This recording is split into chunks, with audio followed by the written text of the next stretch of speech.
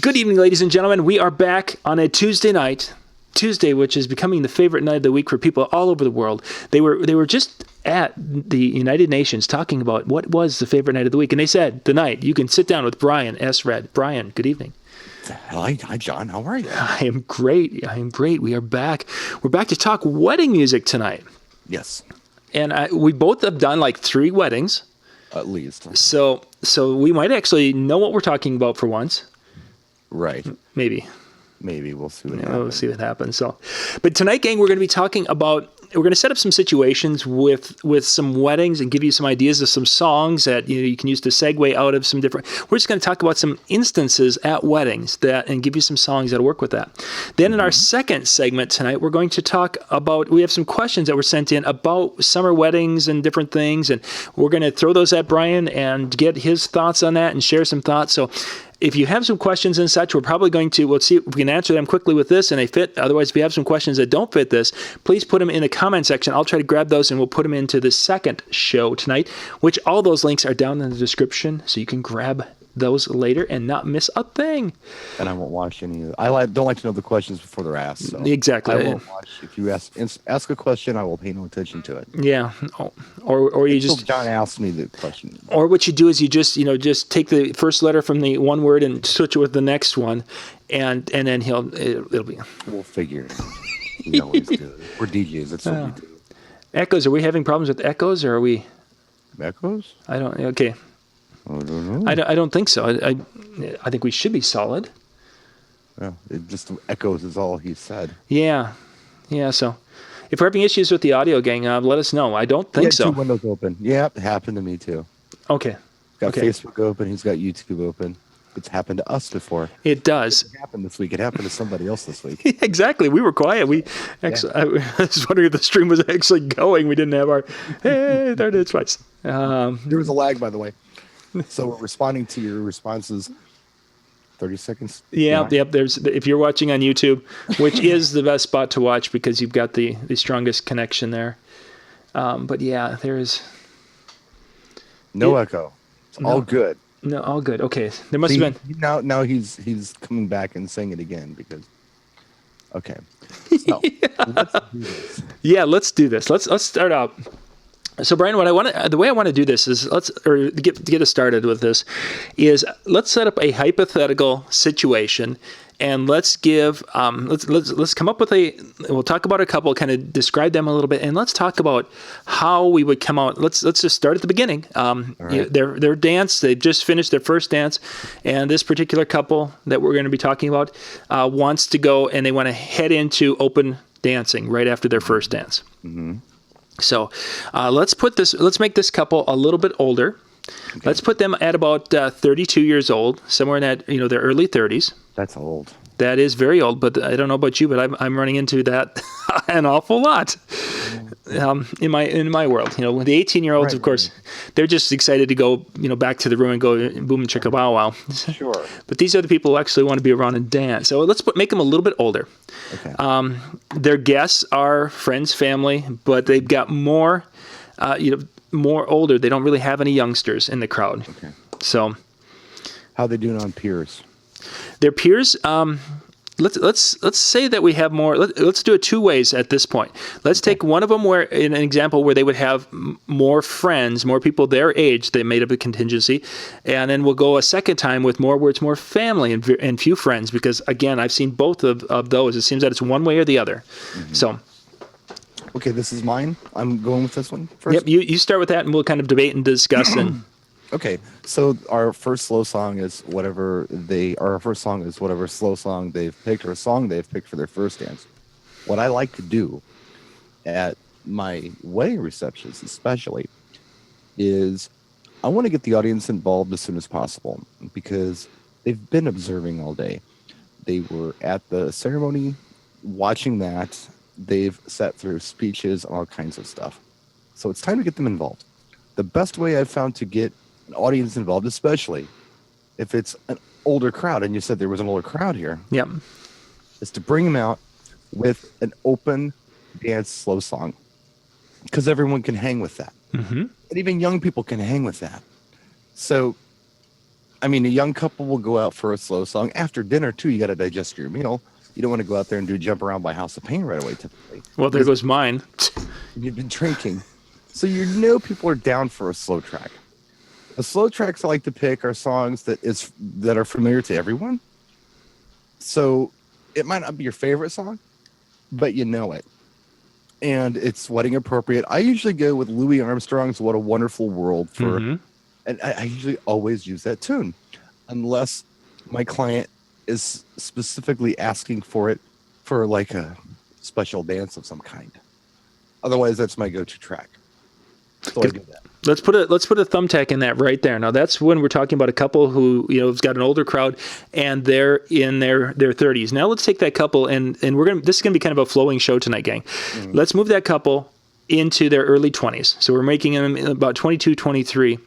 They just finished their first dance. They wanted to dance to 1,000 years, and they just finished their first dance. Would you treat that any differently now if they've got a nice group of their friends there? No, because I want to get mom and dad out there too. Mm-hmm. If I'm gonna get mom and dad out there or grandma and grandpa out there, my best chance to do it is early. So I don't change a thing because the young people will hang with that. They will come out for that. It's a slow song. Mm-hmm. It's not like it's a fast dance song or a line dance song or what.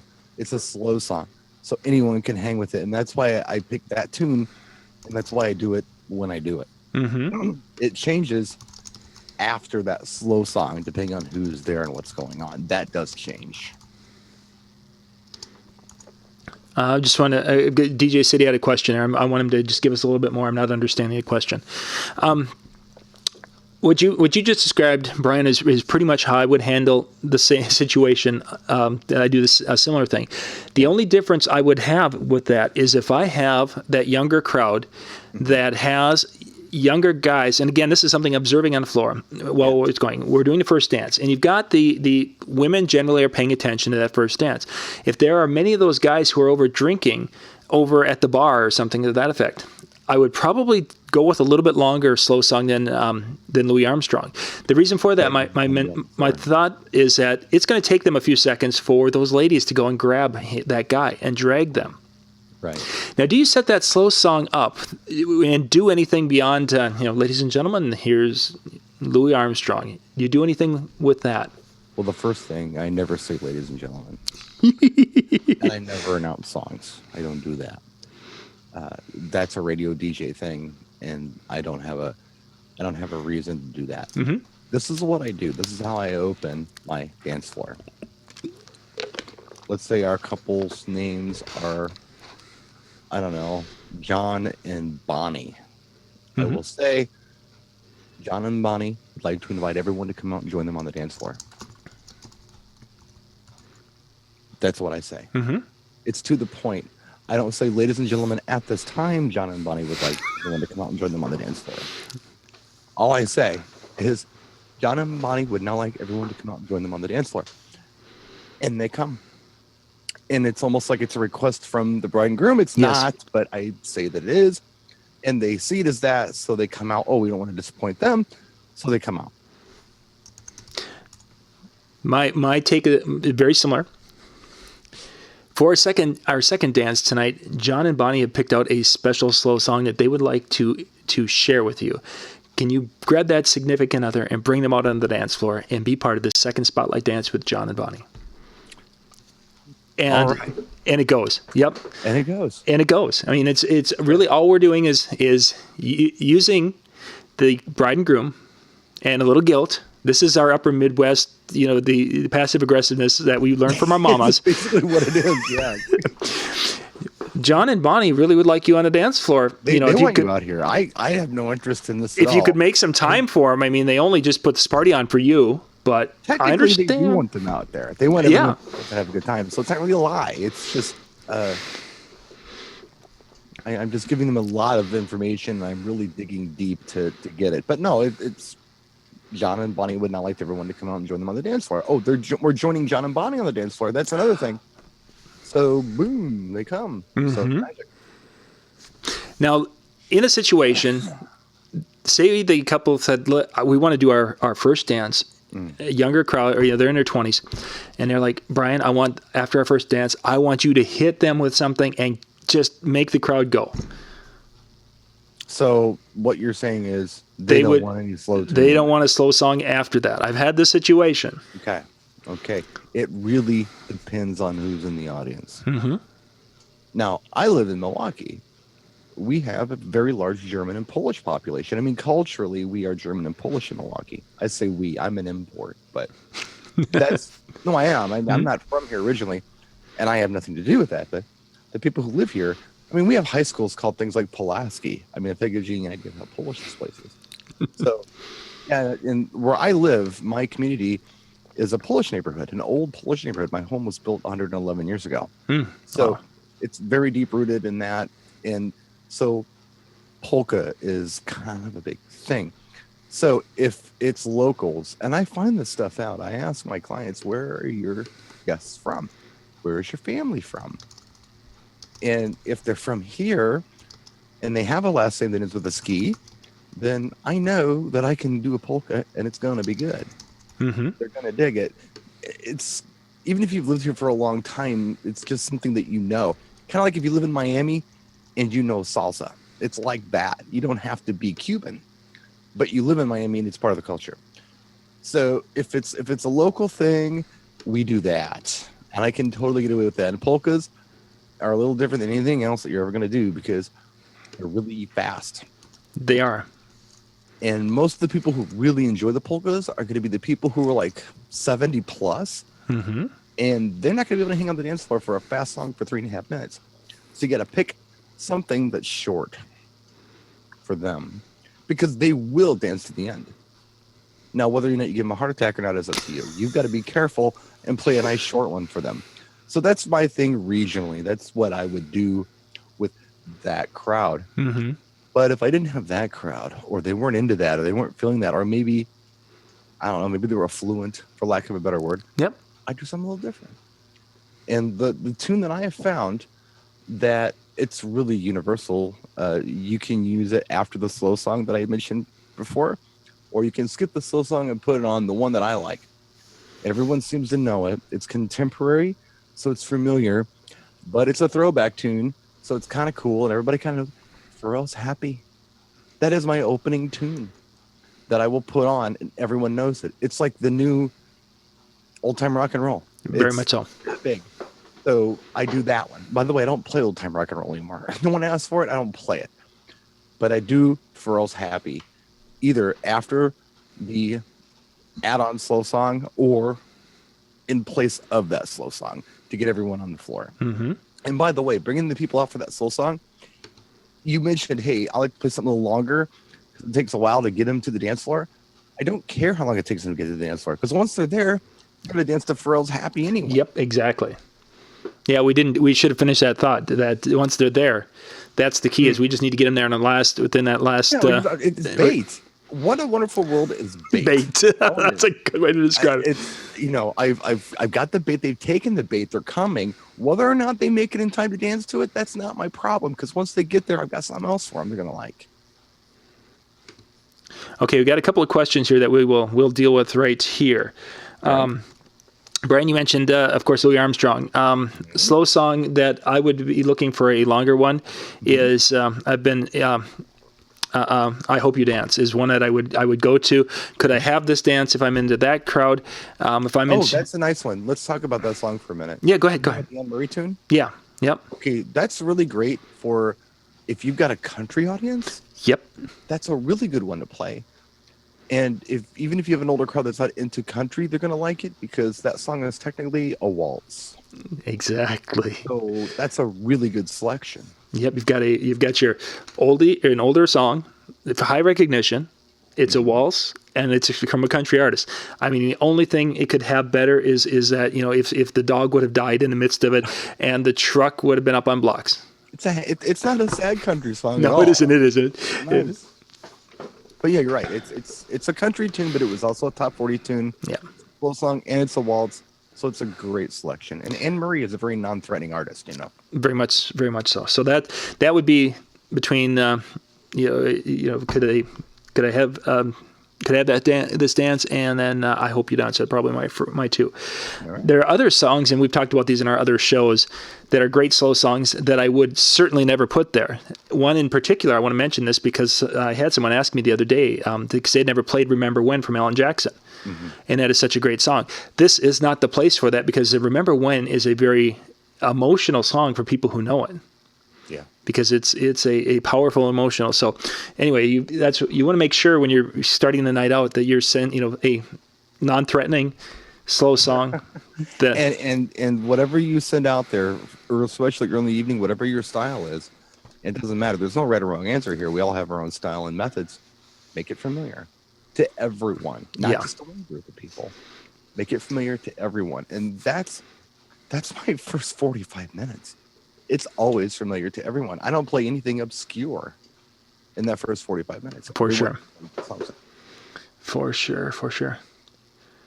Okay, I'm bouncing between the two chats, so the Facebook and the YouTube, because there's two going on at the same time. One more question before we get. Do you feel that cake cutting is better before dinner? In my situation with that, Brian, and I'll just jump in first, is it's usually dictated by the photographer here. Okay. That if the photographer is going to be leaving right away, they do the cake cutting right away. Then the second person who gets to have input on when the cake is cut is the catering staff. If they're going to serve the cake, they want to cut immediately, so then they can take it back and cut and get it ready to go. So very seldom do I have input into when the cake cutting happens. I don't know, is it different in your... I usually have the input on that, and I usually suggest it gets done before dinner for a couple of different reasons. Now, sometimes it doesn't matter. Sometimes it matters not. Because what a lot of people do here is, not everyone does a cake anymore. Some people do cupcakes and desserts and stuff like that. And when they do that, they have a ceremonial little cake they cut sometimes. But they can do that at any time. It's not going to interfere with the dinner service.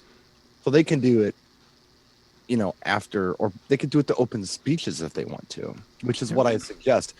If they have, maybe they have a cool looking cake, but it's cardboard, and the little top piece is actually a cake. Mm-hmm. They'll have sheet cakes that catering's taken care of already. So what they're actually cutting isn't being served for dessert. It's a matter of just getting dessert going when it should be getting going.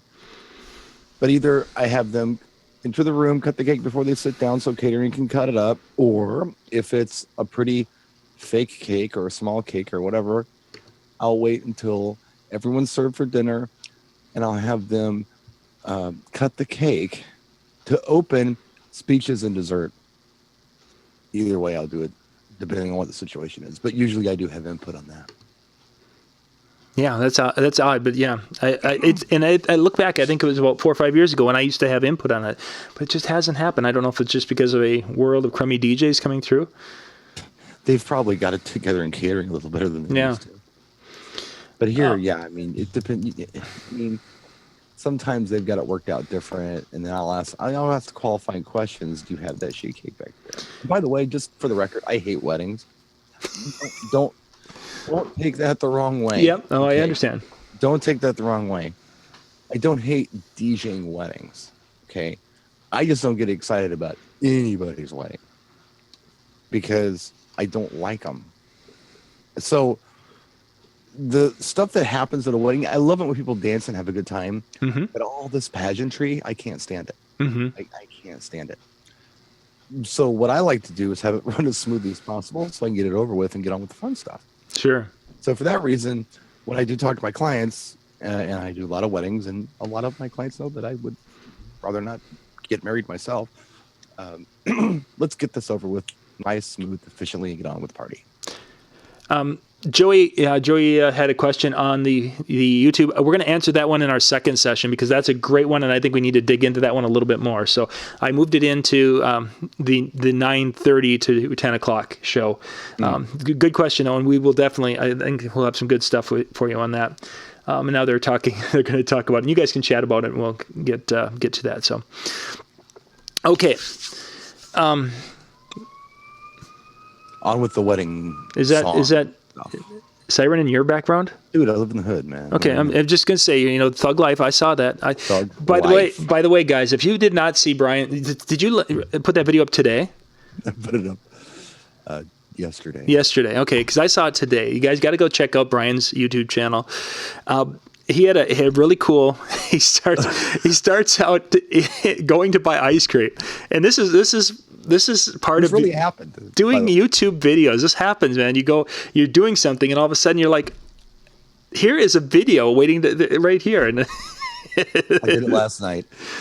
Yeah, it's ridiculous. But I mean, I have brain damage. I legally have brain damage, so I can do silly things. It was a great. I liked how you did that, and the next thing you're doing a really cool, doing the little clip there with it. Yeah, reconstructing a song. And those are great videos. And there are a couple of people I don't think they were expecting the reconstructing of a song. Right. They were expecting you just to be ranting about caution, can't go to get ice cream tonight.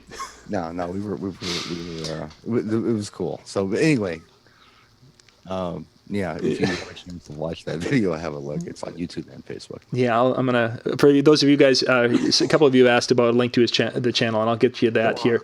Brian S. Red, get you anywhere you need to be. There we go. So after I'll do Pharrell's Happy, or like in that case, so we've got the mixed crowd, the standard mixed crowd, not the Wisconsin people where I have to do the polka thing, but the standard mixed crowd. I will do this trifecta sometimes. Okay. The trifecta is this. It's the twist, because everyone knows. The twist is unique because you can dance alone to the twist. That's true. And you generally don't look weird if you're dancing alone to the twist. Yeah, or you can just join a group and start twisting, which is really cool for somebody like Aunt Betty, who did not bring a date. She never married. We don't ask questions about Aunt Betty's situation. Right. We just accept her and love her for who she is. Yep. And she likes to party. So he's out there dancing with, the bride's college friends, and they're totally down with that. Mm-hmm. And she can do that with the twist. And then I'll do Twist and Shout, Beatles. Mm-hmm. I know you do a different version. The Beatles version works very well for this trifecta. And then I do Shout, the Otis Day and the Nights from the Animal House soundtrack version. Mm-hmm. That's my twist and shout trifecta. Mm-hmm. It works very well in that order. And that now, would the age of the group matter with that, or would you still stay with that? I don't think the age matters. I think that the lifestyle matters, and the reason I say that is because, okay, everyone knows What a Wonderful World. Everyone knows the contemporary song Pharrell Happy. Twist and Shout are all tunes that everyone knows, and if it's a college crowd, they've heard it at college parties. You're right. So being young doesn't matter here. If they're country folk, maybe I won't do that. Mm-hmm. That's probably not where I'll go. But for your typical city audience, that's where I'm going. And it works, man. I mean, it really works. I wouldn't be doing it that way if it didn't. Mm-hmm. And I've had several different, throughout the years, I've had different things that I do at every wedding, or like 5 years at a time I'll do something a little different, but then I find something that really works well and I just stick with it. Yeah, for my like opener thing, in with certain crowds. So that works very well. And then after I do that, then I really start getting specific with who's there, and I start pulling things out. And what I used to do is keep it oldies for the first hour or so. But now I'll throw contemporary tunes in there. Mm-hmm. I'll throw LMFAO in there. I'll throw, whatever, you name it, Kesha or whatever. I'll throw it in there. Maybe some of the tunes that used to be top shelf, now they're maybe down here. Yep. So very familiar. I'll get those in, just so I'm mixing it up, just so I'm not playing oldies for the first hour. Mm-hmm. I'll do some new ones, and I'll throw a country in, and I'll, whatever. But yeah, that's my warm up. It's just what I call it, to kind of get everybody out there. And then all throughout the evening, there are little micro sets that I'm doing. And sometimes I'm doing them on the fly. I did a party on Friday. It wasn't a wedding, but it was a mixed crowd. And I say mixed crowd. Most of the people there were probably mid-30s through early 50s, and then a bunch of 8th grade students. It was 8th grade students and their parents. And the kids didn't show up until later because they were doing a grad party. So 30s through 50s, and you know, I was kind of like, they were being social, whatever, but they were ready to dance. They had been drinking. I put on Prince's Kiss, and they went nuts, and really going crazy for it. And I'm thinking, okay, if they're digging this, I'm going to go somewhere I haven't gone in a long time. So I did The Time, Jungle Love. It went, I mean, that was the right move. Nice. I haven't played that in years. Yeah, for sure. And they were really going. And one thing that I do when I DJ, just to throw it out here, what I always want to do is every song needs to be a little better than the last one. If I said to you, John, congratulations, you get free Starbucks every day for a year. That'd be pretty cool, right? Oh, certainly. Yeah. But if I said to you, hey, John, I've got a brand new Cadillac Escalade here for you, you go crazy. And then I said, and free Starbucks for you. You'd be like, that's all right, but I got an Escalade. There's an Escalade. Woo! Yeah. You got to present the Starbucks gift before you present the Escalade gift. So that's what I do with my songs and how I structure them. So The Time, it's going strong. I'm playing the long version. They're still into it. They're clapping their hands. I'm like, this is beautiful. Well, how am I going to one up that? 1999. We're in the set. It's timely. Holy man. I mean, that was a set. Yeah. And it might not have been a set for everybody, but with that particular crowd, just watching them and reading them from one track to the next, that was the set. And at the end of 1999, you got to start all over again. That's just what it is. Yeah. Yep. You got to start over because I'm not going to top that. I could try. I mean, and if they're really going crazy and I had to do something else, yeah, I'd go somewhere, but I might go off Prince for a minute or maybe take a little side step. Maybe I do Erotic City. Maybe I would do something like Oh Sheila, which is actually Ready for the World. Nothing to do with MPLS, but they're referring to Sheila E. Yep. Or Rick James or something in the genre from the 80s and funky kind of mainstream stuff. But yeah, I mean, that's how I always build sets. I try to every song I got to one up it. So I don't start with the greatest song I have. I start with a cool song. I grab them and I build to the great song. Does BPM matter when it comes to your sets? Because we just had that question. This fits in. You know what the funny thing is that if the BPMs happen to work out from one track to the next, I mix them. I beat mix them. And I've done some crazy BPM pitches. There's a set I do. I'm going from 128 to 143, and I'm doing it in 8 bars, and it's not a big deal. And it's cool because people don't expect it. But I have no problem with just slamming one track to the next. If it's the right track, I'm going to play it. I don't give a crap what BPM it is. The right track is the right track. But again, if they happen to work out, yeah, I'll be mix them, or I'll hot mix them. And I'll even do sets where I'll do like intro, verse, chorus, and then when you get to the B section and it kind of breaks down a little bit, that's when I mix in the next tune. I'll do like an hour of that sometimes. Sure. If it works out, but I don't always do it. I don't base my programming on beat mixing. No. If it works, if it works, great. If it doesn't, that's okay. The right song to play next is the right song to play next, no matter what the BPM is. Cool. I think that covered the question there. What would you do, John? I know we're running out of time. Yeah, we'll hit mine, and then we're gonna jump to the next show here, guys, in just a couple of minutes. We'll be a few minutes over, but you know what? Hey, we're the only ones on tonight, so we'll go 5 minutes longer on this one. First off, there was a question on what the Insider Club is. Go to djntv.com. djntv.com/insider, and that will give you a link that you can click, or you can go to the djntv.com and there's a link there and you can go see a video talking about that. It's our membership area. We've got a lot of people who have gotten involved with that, so you'll be able to see who's involved with it there and take a look at that. But it's something that we put together to have you guys join our team and to be part of this educational process we're doing. Okay. After that, that we got everyone on the floor for that. After that slow song, there's one of two ways I'm going to take this. Used to for the longest time it would have been the 50-60 set, and that's for the older crowd. That would be Rock Around the Clock, Jailhouse Rock, Sure. possibly Yakety Yak or Doo-Wah Diddy as my third, going from there into, again, with the regional area where you can do Shania Twain's Man, I Feel Like a Woman has been in that fourth spot forever. And it's the still, Shania Twain song that I have the best success with is still Any Man of Mine. I still have the best success. I'm just saying. I'm not going to, Yeah, I've not had that. That is fantastic success with Any Man of Mine. They stop, they clap. Oh yeah. I don't know. I do Man I Feel Like a Woman. I do that. Don't impress me much. Yeah, but if I'm just going to do one, it's Any Man of Mine, and they go nuts. Oh yeah, that's definitely a good tune. A good tune with that. So that's kind of traditionally how I would do like an older crowd when we talked about the older couple and their older family. Now the younger, if I've got the younger crowd, I will do something. I've done this where I've come out of that slow song and gone into, which is kind of a passe song, Celebration from Kool and the Gang.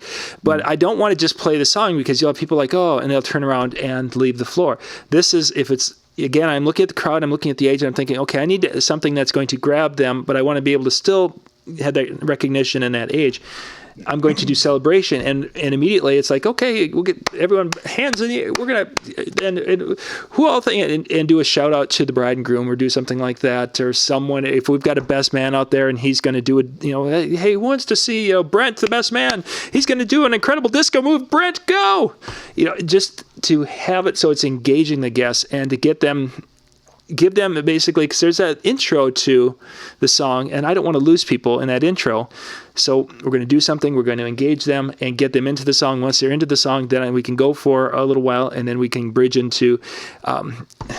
Recently, truthfully, I've been going from Celebration to YMCA, and then from there into something modern. And the old Jedi mind trick. It's pretty, and it works. It works. I'll tell you, the tune "Celebration" by Kool and the Gang. It's come back in a big way. I get a lot of requests for it. It's not that I'm just playing it arbitrarily. It's getting asked for. Yeah, and it's been a very, very solid song. I've not had it flop, and a person could just play it and it would succeed. But yes. I want to come out of that, and I want to take it. I want to go from where it would just succeed. I want to go and where it's going to be like, wow, this is really cool. Wow, what a start to the night. And then you come in with the YMCA and you have the crowd. Ideally, what I like to do with that is I like to grab a couple of the people from the wedding party and have them leading the crowd doing that dance. Again, I do a lot of interaction when it comes to some of these things. And that, if I can get that and it works right, it's gold. And I've got the people really in the palm of my hand the rest of the night. I tell you, if you're playing Celebration by Kool and the Gang, you're almost doing yourself an injustice by not playing We Are Family by Sister Sledge. Those tracks beat mix beautifully together.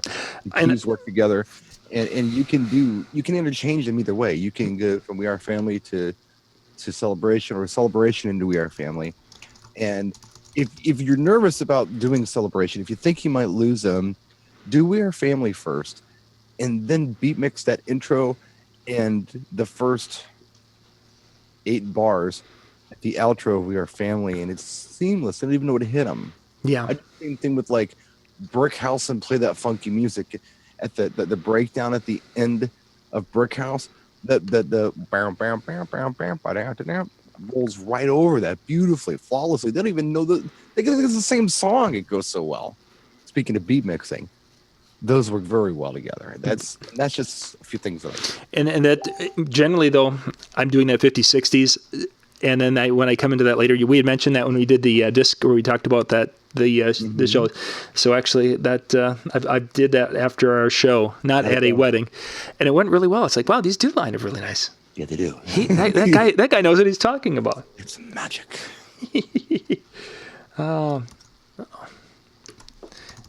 Got a topic for next week's show, Brian. I'm just copying it down. Someone sent that over, and I think we'll definitely do that. Gang, I think we're going to put a wrap on this show. We've got so many more angles we could go with this.